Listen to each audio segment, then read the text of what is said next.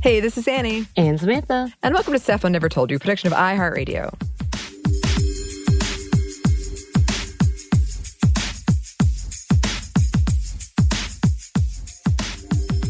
And welcome to our SMNTY fiction segment, which is a once-a-month thing where our excellent super producer Christina comes in, makes something amazing out of some words I wrote in 2010 for NaNoWriMo. It is ongoing. It is, yes, once a month. But I do think we might have missed a month. Anyway, It's happening. Yeah, we had a lot of stuff. And when you have short months, it's hard to keep it together. It is. We got a lot going on. So this is chapter 8 of Terminus. But I actually think it's chapter 7 because there was a mishap somewhere. I can't tell if it was in my original document, which I have like 7 documents, and I think I'm pulling from a bunch of different ones where I make small edits, and then they're essentially the same, but one of them's better. I think I'm pulling from like the first one I wrote. Anyway, I'm pretty sure this is actually chapter 7, but because it was such a long chapter, we have split it into 2. So this is going to be 8.1. Oh. And I was telling you, Samantha, because my chapter links are wildly varying. I think it's because I like to end on kind of you're like, what? Like I like to end on they call it a button in acting, but or you want to go to the next chapter. But this was quite a longer chapter because I guess it took a while for me to get to that button. So we split it up. And content warning before we get into it, because this is, if this is not, you're saying this is like the worst time for it to be coming out. But anyway, all right. So the world is kind of dying off because of this sex-based virus that's just killing everybody. And because of this virus, any child, basically, once you have vaginal penis intercourse, if you don't get pregnant, then that's it. No more pregnancy for you. So any child who is born under the jurisdiction of the Board of Better Parenting and this religious organization called ARM, who works with the government, and they believe that the virus is due to the sinful nature of humanity. So after giving birth to a child outside of a conception center illegally, Tilda runs away with her son Madison in order to keep him from being separated from her. And so this takes place 7 years later when she and Madison are facing these stark circumstances. Winter is coming. Their clothes are thin. They don't have any supplies. And in their desperation, they were captured by the government's enforcers who had been looking to capture them because they are a, quote, priority number 1 case. However, Tilda and Madison are able to escape, but Tilda is shot, car chases, running away. Tilda is now recovering under the care of a woman named Lynn while wrestling with this really low self-worth about her parenting and fears of being discovered by enforcers.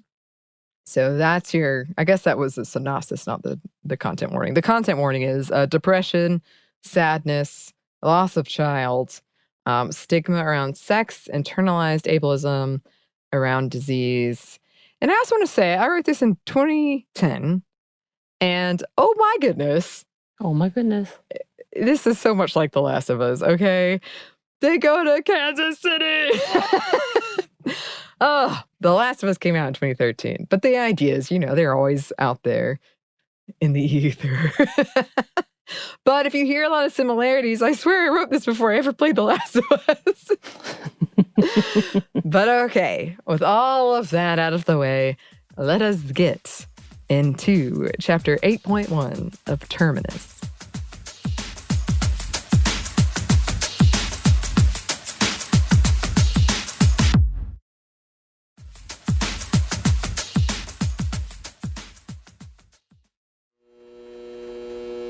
Distorted images unfurled, Tilda's mind both feeding them and devouring them.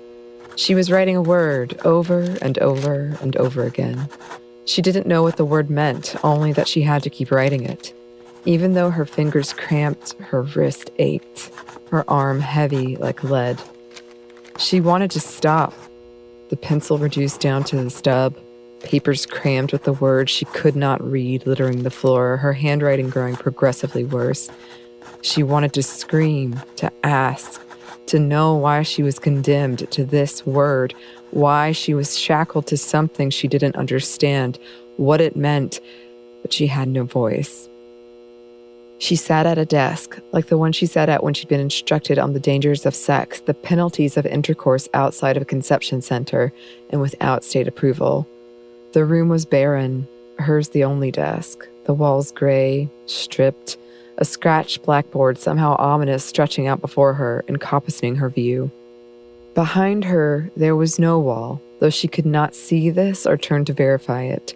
She could sense that nothing stood between her and the world she had her back to. She could feel the monochrome park abandoned, leeching the life out of her.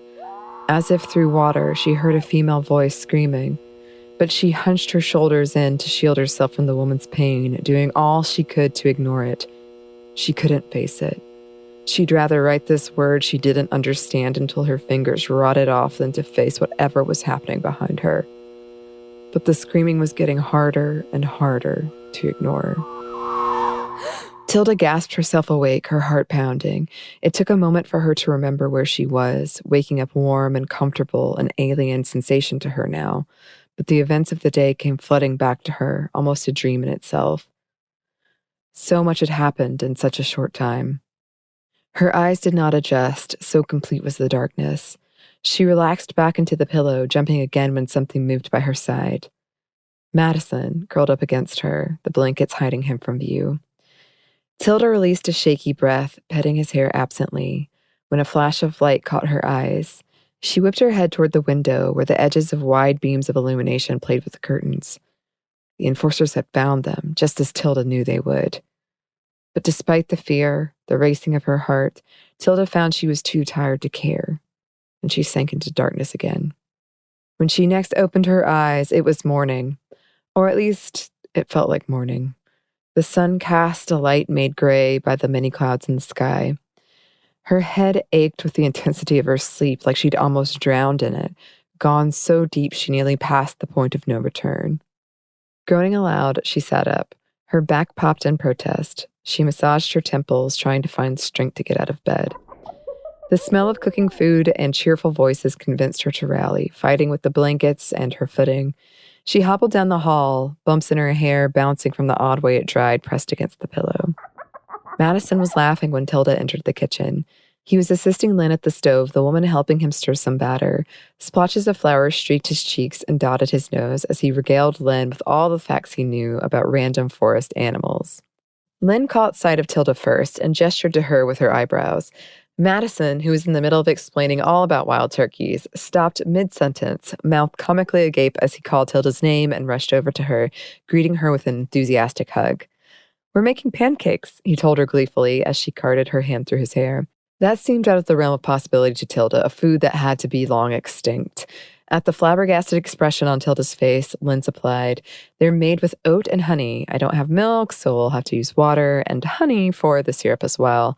She planted floury hands on her hips. "I was listing off options for breakfast, and the poor dear had no idea what I was talking about when I mentioned pancakes. I had to remedy that post-haste." Batter poured out onto the griddle with a sizzle. Madison bounced over, watching Lynn avidly. "Lynn says everyone loved them," he told Tilda, awestruck. "Did you like them?" Tilda dropped into a chair, old memories like movies playing in the back of her mind. Her mother asking her how she'd like her pancakes. Even then, they were a bit of a rarity. "Yes," she grinned, "with blueberries, and sometimes chocolate chips." Wide hazel eyes roved up towards Lynn, who chuckled. "Just plain this time." She flipped the pancakes and Madison giggled, delighted. "Get us some water, will you?" Madison obeyed, filling a glass for each of them and setting them on the table one at a time. "And the fruit." The boy pulled a bowl of fruit from the refrigerator and put it in the center of the table. Then he turned back to Lynn, mesmerized as she piled the finished pancakes onto a plate and then poured some more batter. "How'd you sleep?" Tilda thought a minute. "Well, I guess. I slept all day again." "Mostly." Lynn flipped the pancakes and Madison giggled again.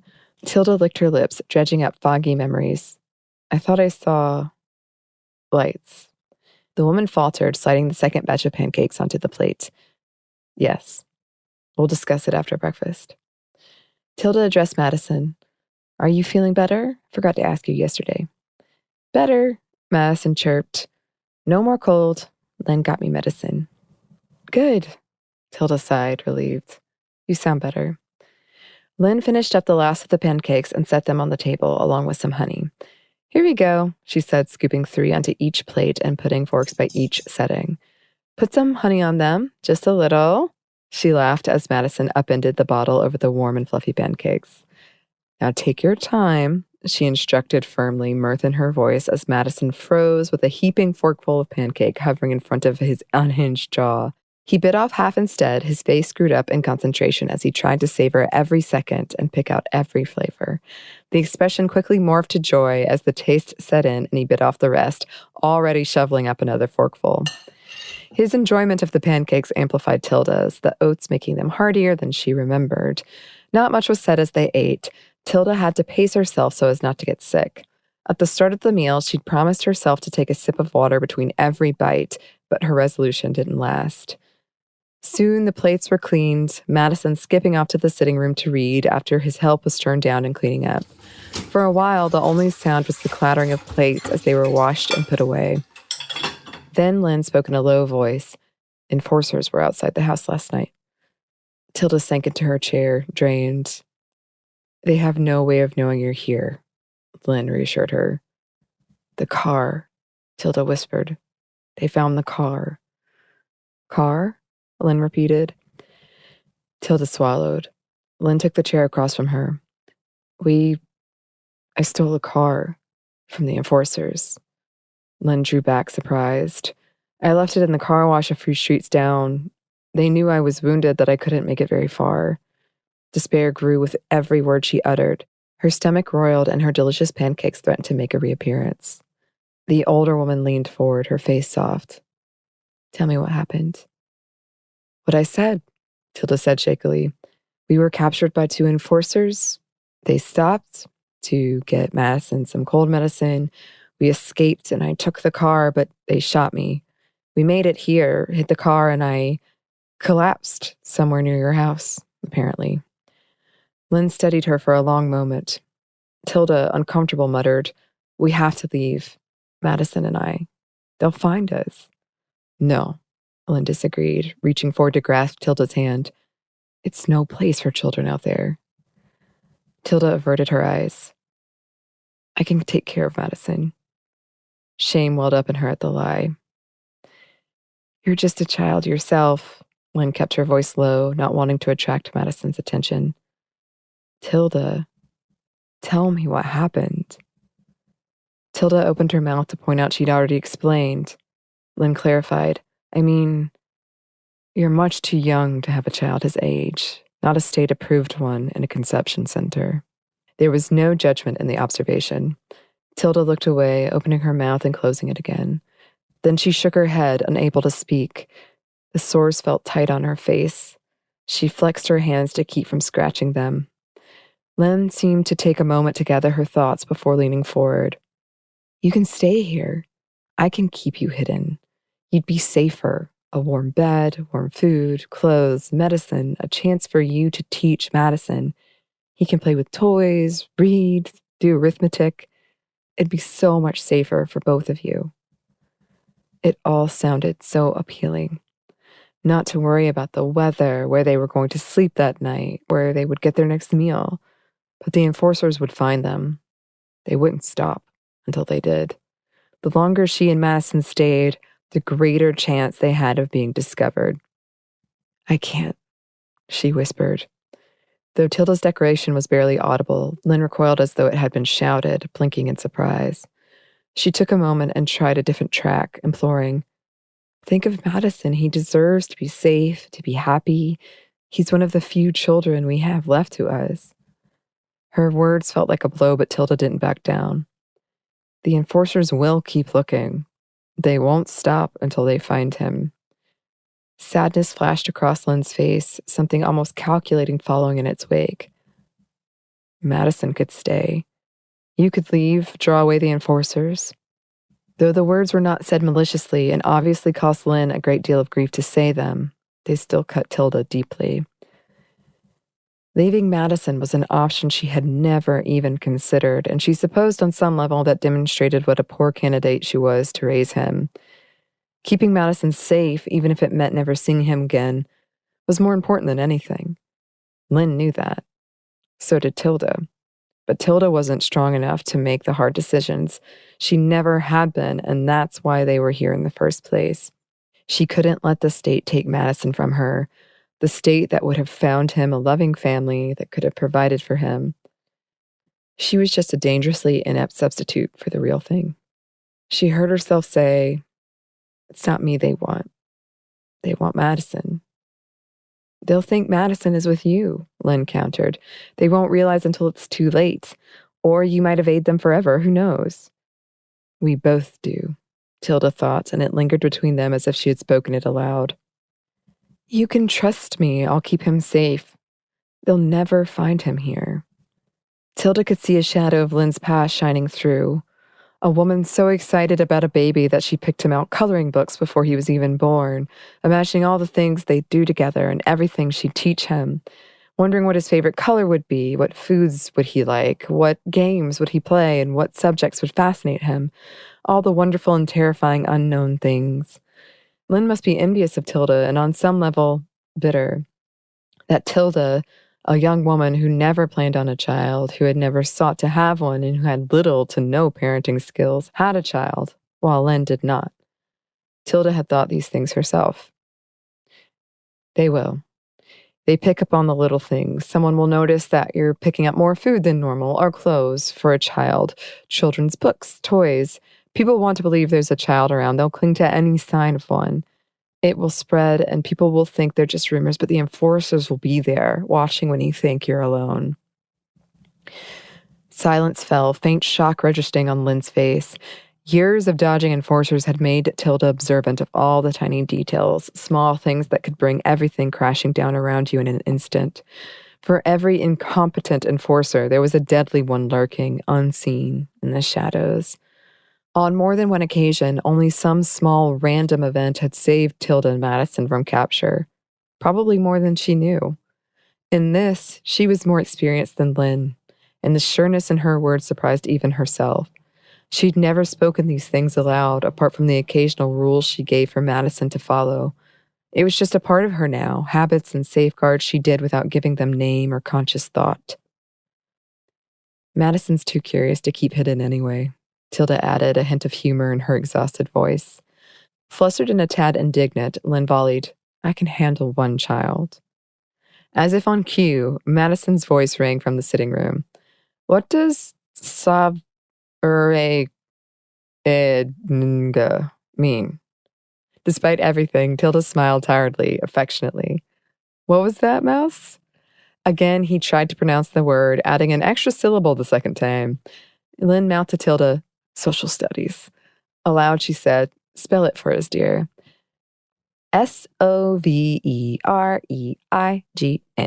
Grin widening, Tilda called to him, "It's pronounced sovereign." "Sovereign," he repeated thoughtfully and again a second time. Then he inquired, almost suspiciously, "Are you sure? It's got a G in it." "Pretty sure." Tilda could imagine his face, brow creased, finger tracing the letters, trying to find meaning in the symbols. Lynn spoke up, "It means independent or supreme authority, like a monarch or country."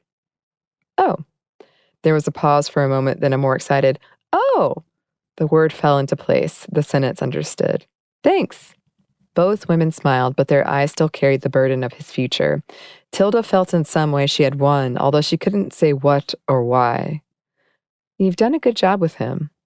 Tilda would have scoffed, but the sincerity in the woman's voice had her lifting her gaze to Lynn's, disbelief obvious on her face.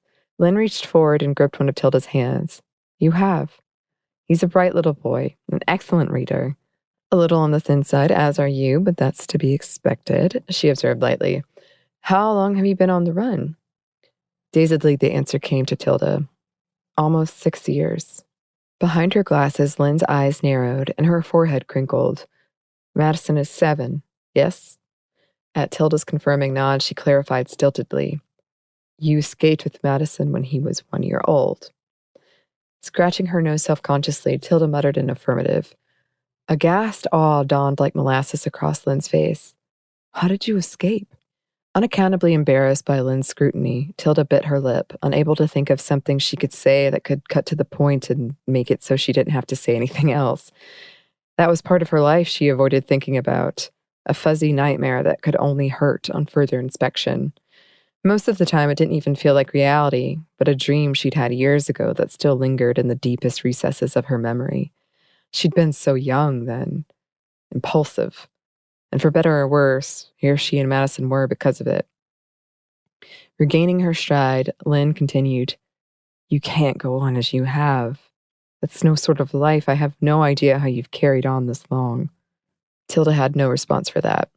Lynn was making her feel young and silly, and the older woman's gentle reprimand, her shock at what their lives had been, gave Tilda a renewed perspective on how dangerous their situation was, how ridiculous it was for her to think they could continue this indefinitely.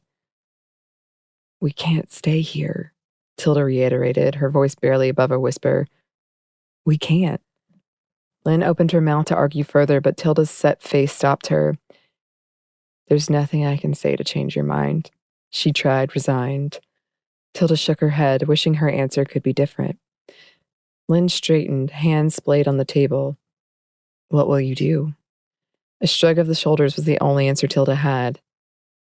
What we've been doing, I guess. How will you get out without the enforcers knowing?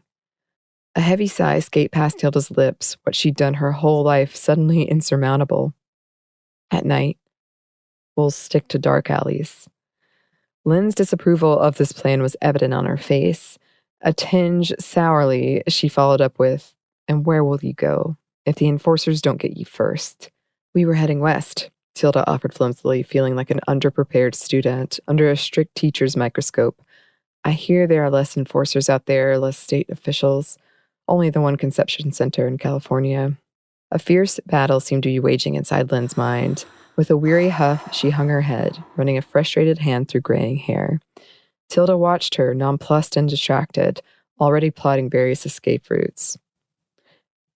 There's a place, Lynn forced out in a hushed voice, giving in Kansas City, somewhere near the Liberty Memorial. Dan Mosgrove told me about it. It's against my better judgment to tell you this. She broke off, glancing towards the sitting room where Madison sat reading, oblivious. There's an underground resistance there. She paused, licked her lips, her face grim. They are working on a cure. Silence like a void sucked out the air in the kitchen. What? The word fell from Tilda's lips and dropped like a dead thing between them, dull and lifeless. She felt sure she'd misheard. Lynn rubbed her face. A cure? I hear they're close, at least. I've heard rumors that... She trailed off, staring at a blank space on the wall. A cure? Tilda choked out. To HSV-5? An odd half-shrug, half-nod, accompanied by a desperate peal of laughter was the woman's response. No more sores. People could have babies again. Tilda's mind could not fathom such a world. Lynn's shoulders twitched again. I don't know. Maybe. But at the very least, it should be somewhere you could hole up, stay safe. Dan told me they have quite the system going. Tilda couldn't help herself. Can you trust Dan? She didn't want to get to Kansas City only to find nothing. Yes. Lynn looked loath to admit it. He wouldn't lie. Honesty is just who he is. It's his makeup. Tilda fidgeted with her hands. Do you think there's a cure? That there could be one? As a doctor.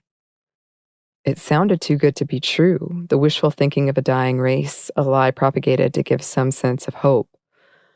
Lynn met her eyes, regaining some control. Yes, HSV-5 is not unlike other diseases humanity has overcome. The only anomaly lies in patient 0. We never could pinpoint from where the disease originated or how it managed to remain dormant until the first instance of intercourse. But other than that, I've always thought that a cure was possible. I kept waiting to hear the announcement of one, in fact, but it never came. And we grew less and less. The possibility of a cure had never occurred to Tilda. She just accepted HSV-5 as part of their lives, an immovable object, a blight they'd all accepted as fact now and forever. A life without it, a life where Madison didn't have to fear being stolen away to conception centers, wouldn't have to face the shame that came with the sores of sterility on his face, could have a family. She couldn't envision it. She wondered if Madison could. But if there was a chance, she had to try. For Madison. How far is Kansas City? Lynn's face twisted, Tilda's decision obviously made. She sighed heavily. Not far by car. About a day and a half's walk, I'd guess. With perspective gained from years of being a nomad, that didn't seem far. Not at all. This was doable, completely. The enforcers complicated things. Do the enforcers know about this resistance? Lynn rejoined, I can't see how they wouldn't, but they don't know where it is, or else they would have been shut down by now. As in they don't know what city, or... I don't know. It's dangerous. Tilda ruminated on this, thinking of what she knew about the enforcers, their numbers, their strategies, their technology, trying to anticipate what she and Madison might face. But she didn't know enough to make an accurate prediction. They'd have to be extremely cautious. If you're set on this, Lynn started darkly, a minute pause where she waited, hopefully, for Tilda to contradict her. When she didn't, Lynn continued dispiritedly, You'll need warmer clothes. In the whirlwind set off in her thoughts by the word cure, she'd forgotten about the weather. And rations. I'm not sending you and Madison out there with no food and water.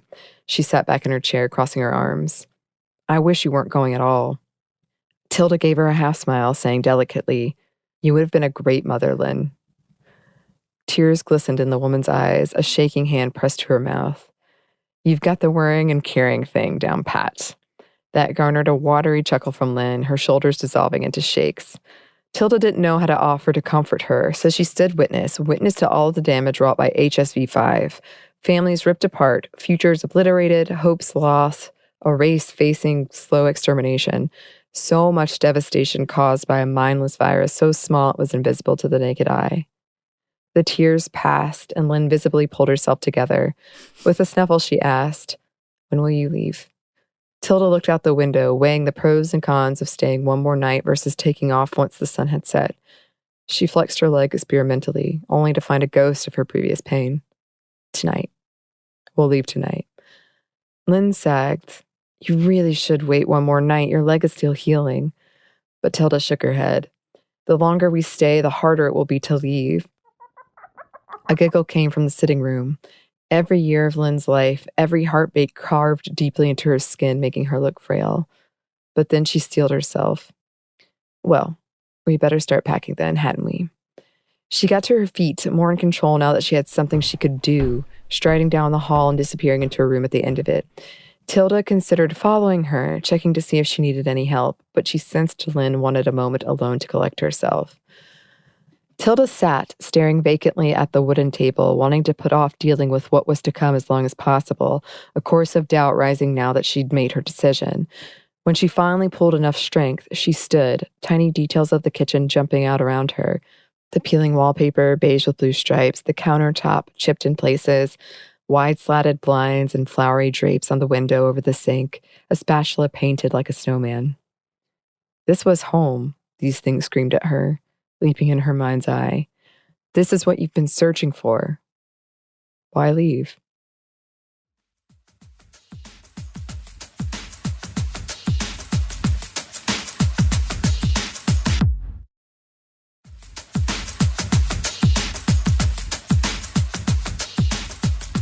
And that brings us to the end of our fiction segment for this month. You will get part 2 of chapter 8 soonish, within a month. If you're thinking, well, that didn't end where I thought it would. Yeah, well, it wasn't intended to, but here we are. I did want to briefly address Lynn's reaction to kind of trying to convince Tilda, like, hey, you could give me Madison. Like, I could take care of Madison and you could go out. And kind of this, like, very subtle tension. Well, I don't know. You could argue with me about subtle, but between Lynn and Tilda, where Tilda feels like, oh, Lynn would have been such a better mother than I would be, but I can't leave Madison because this has been my whole thing. I never intended, and I hope it didn't come off this way, but yeah, again, you can argue with me about it.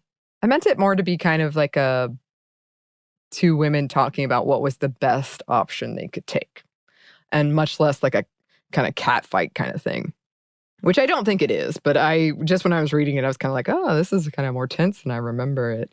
But, arguing about like what is the best thing for this child when there aren't that many children left. And ultimately, Lynn is like, yeah, I trust you. And it is cool. Like, it is cool to see that moment of Tilda being like, actually, I have been taking care of him, and I have seen this world and all this stuff. So I do know more about it in this context. But yes, this is sort of the, it's nice. She has a nice home. She has like working electricity. She has food. It would be nice to stay there. And Tilda being like, we can't stay because there's this danger, and it'll put Lynn in danger. It'll put them in danger. Making that tough decision and then deciding to leave. But what will happen next?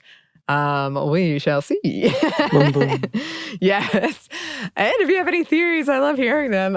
You can email us at stuffmediamomstuff@iheartmedia.com. You can find us on Twitter at momstuffpodcast, or on Instagram and TikTok at Stuff Mom Never Told You, and also YouTube, if that's your thing. Thanks as always to our super producer, Christina. Thank you. And thanks to you for listening. Stuff Mom Never Told You is a production of iHeartRadio. For more podcasts from iHeartRadio, you can check out the iHeartRadio app, Apple Podcast, or wherever you listen to your favorite shows.